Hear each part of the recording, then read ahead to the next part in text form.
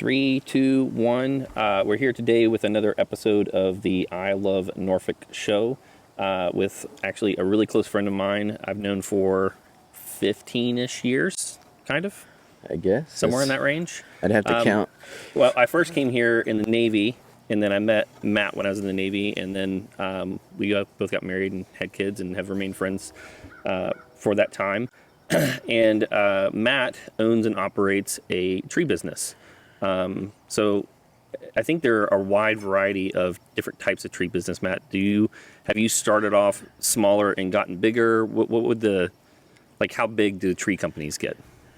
Tree companies can be huge, like nationwide or international, but it kind of depends on what they focus on. I guess they tend to get the largest when they do maybe line clearance, working with power companies. Yeah. But we're a residential, small commercial tree company, some lot clearing and stuff, but yeah. I mean, you started off pretty small.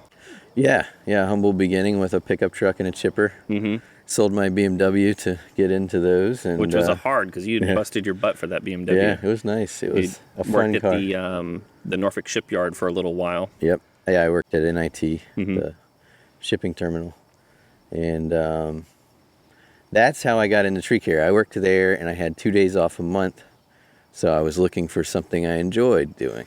And if I remember correctly, there was a guy up in Jersey that you had known that was in it, and you kind of trained under him a little bit. Is that right?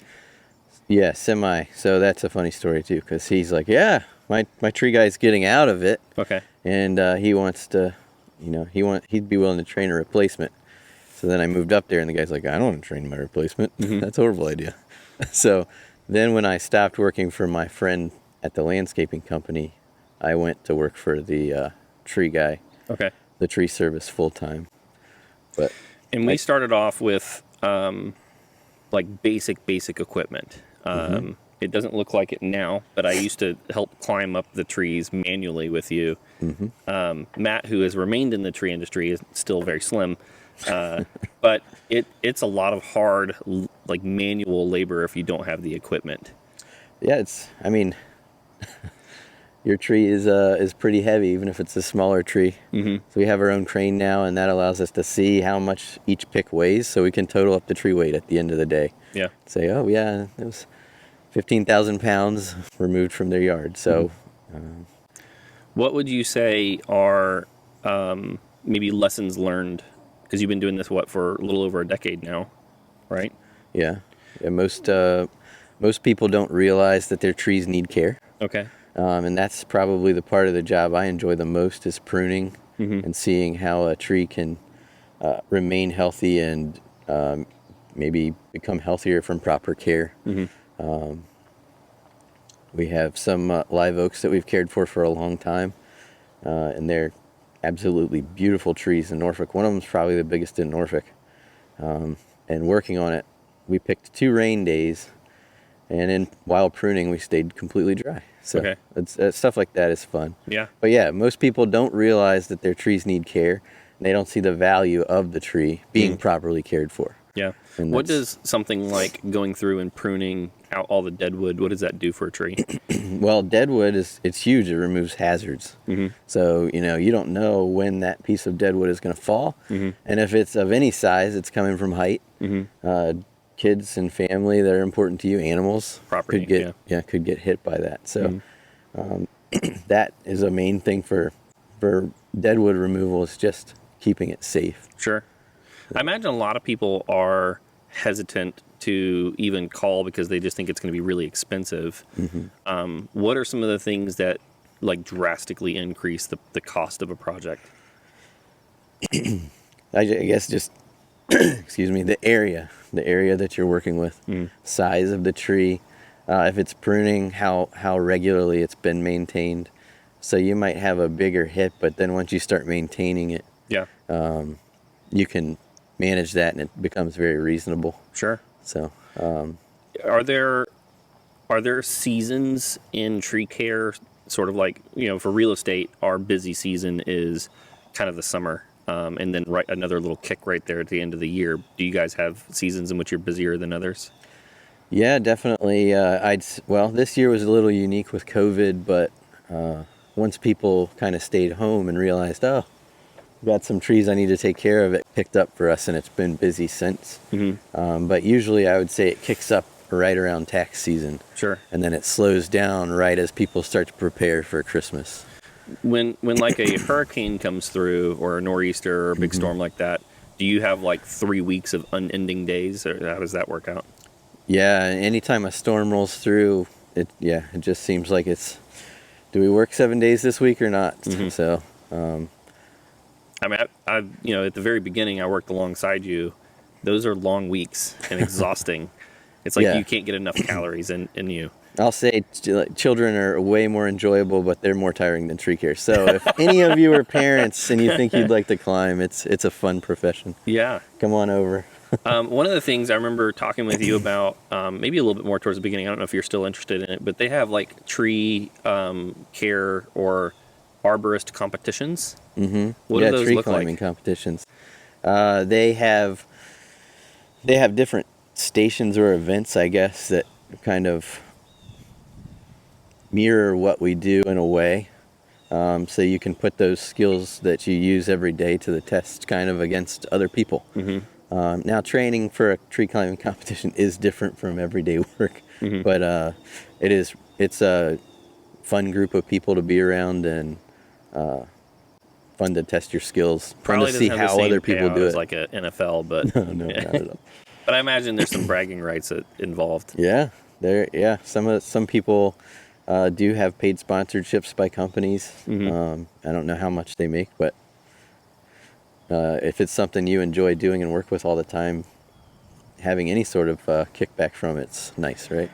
Yeah, absolutely. Do you have like the biggest job that you've done, or like the biggest tree? Or Largest tree Yeah. I've had to remove. It was declining. It was on the way out, and it had to be removed for a new office to go in. Okay. And it came up to about a little over my shoulder when laying on the ground. And that was cut at 4 feet. So the root flare was much bigger.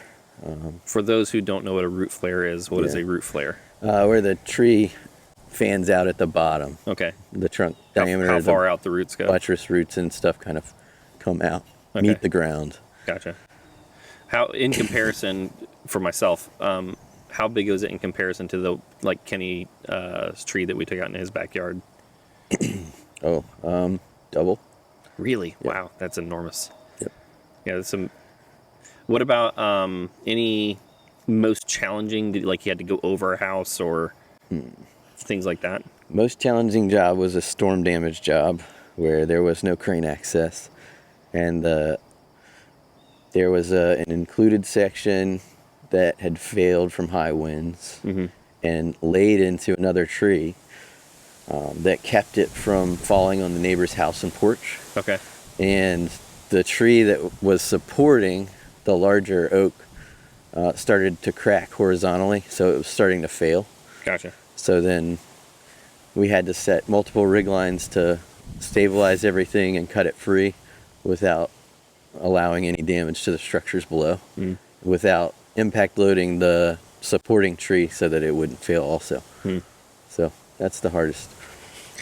So you've grown up mostly in Norfolk, Yeah. like most of your whole life, right? Yeah, I was born in Norfolk General and moved to New Jersey just for about 2 years when I started learning how to do tree care. And I'll say New Jersey is a little more advanced than our area. They have a state certification now for tree care. Okay. So it was a great place to learn. Gotcha. One of the courses I got to take at Rutgers, this tree climber there was like a 22 or more. I'm not exactly sure how many time tree climbing champion. So Wow. getting to know people like that. And then he still comes back to the area from time to time because he's sponsored by Steel.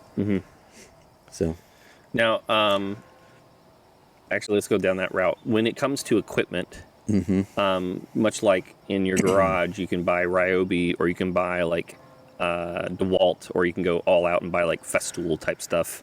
Yeah. What's kind of the equivalent in the tree world? I guess in the tree world, it would be the newest and the not necessarily the biggest all the time, but the right for most jobs. But we have an impressive chipper. Mm-hmm. It's rated for 21 inches in diameter, and supposedly it'll process 24. Mm-hmm. So it still brings a smile to my face watching it work, because it takes so much burden off of us. Well, it's incredible. I watched it over at Tim's house. Like Yeah. stuff that we had to like chop and cut before, now is like it just eats it up. Yep. And throws it into the chipper. Yeah, Tim's tree was a great tree for an example of a tree that needed to come down, because it was splitting apart. So as the wind blew, the two sections would move from each other.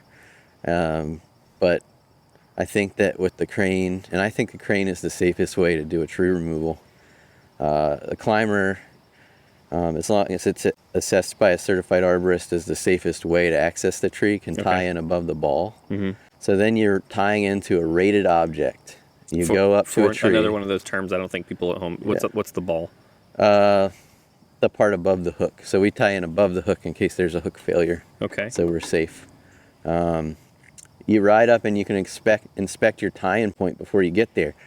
When you're doing it from the ground, you access with a throw line, and then you climb up to it. So if there was something wrong that was hidden, you wouldn't be able to see it until you got up there. Yeah. But with the crane, you tie in.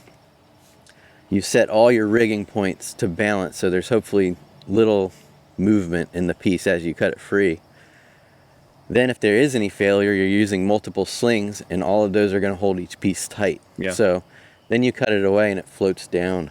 You don't want tons of movement when you have thousands of pounds on something. Yep. Yeah.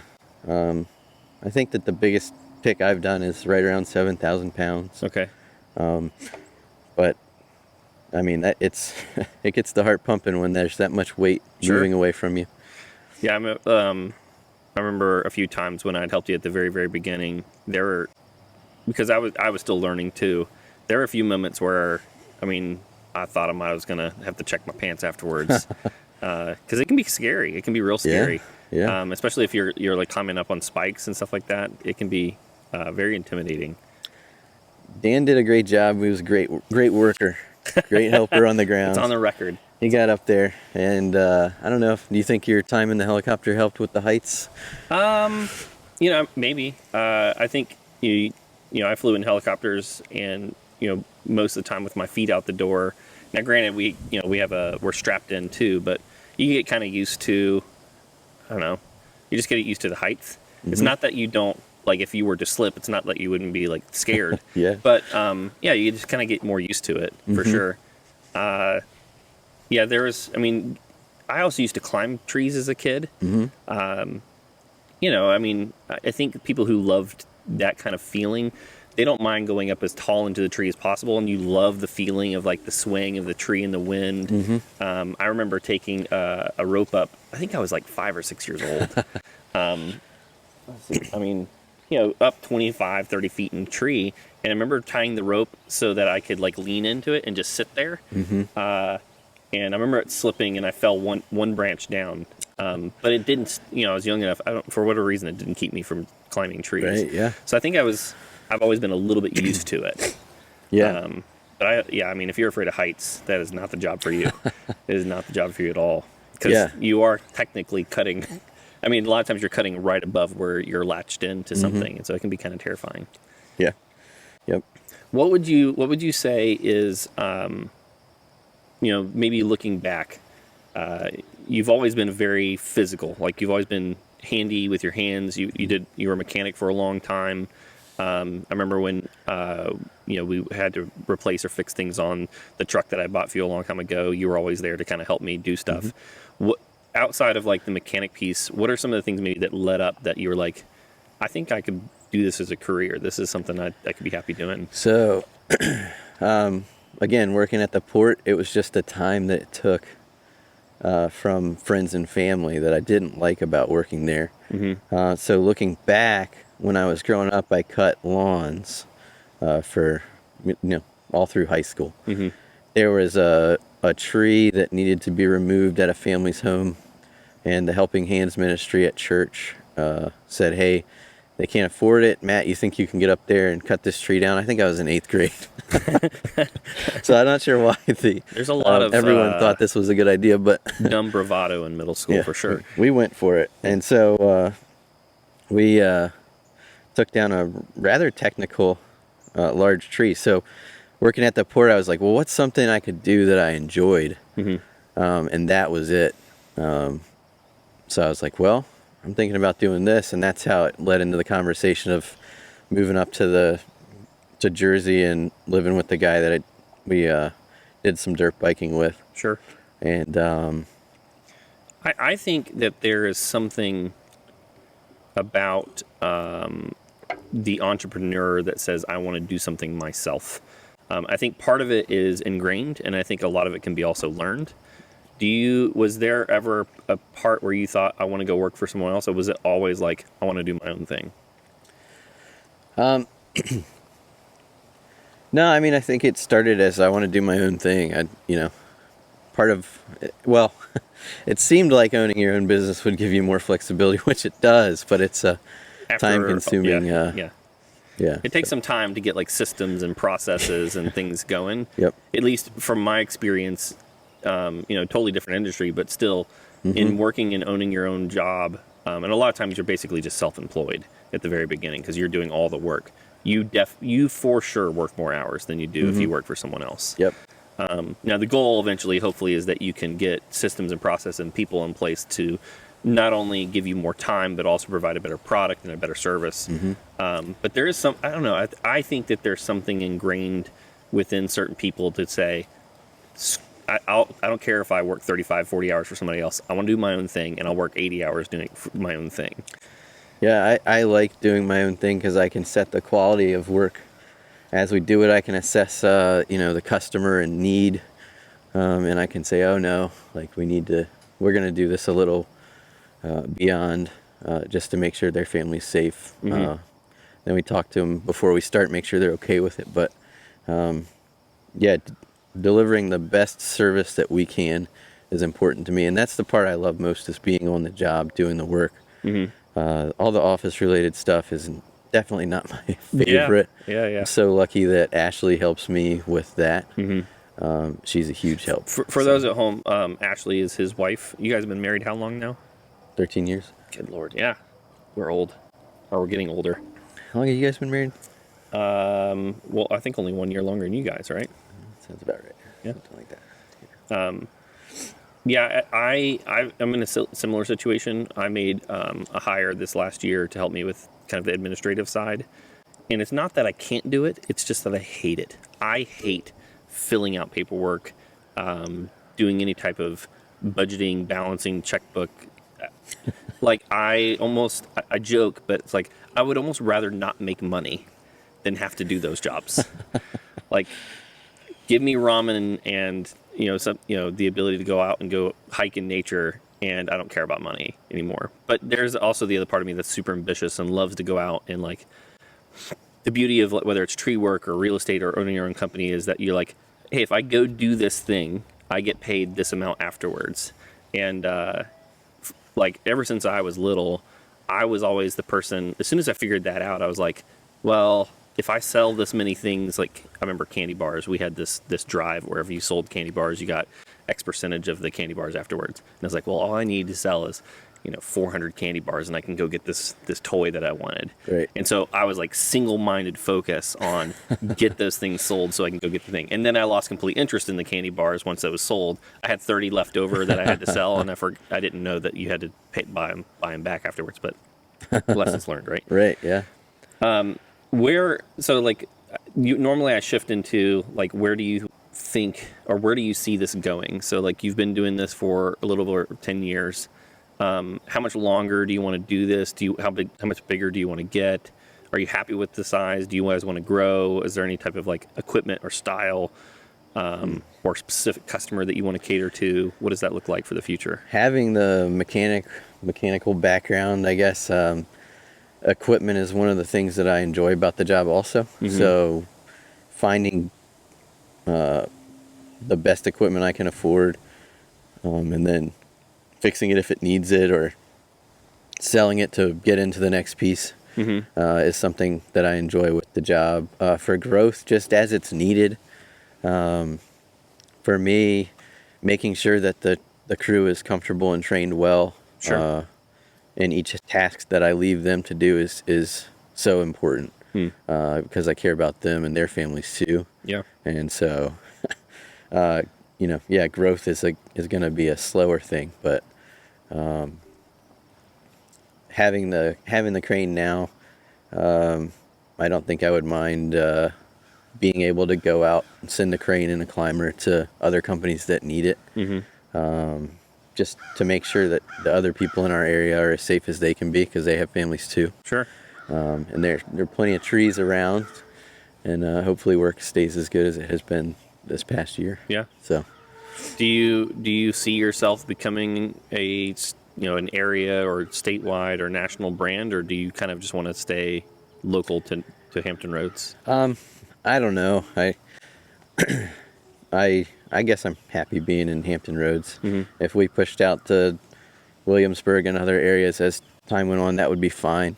Sure. But again, with my strengths being best used on the job site, it would take definitely the right team around me to help push that. Yeah. And I would need more people that could train than just me. So yeah, we'd have to grow into that as that being an option, I guess.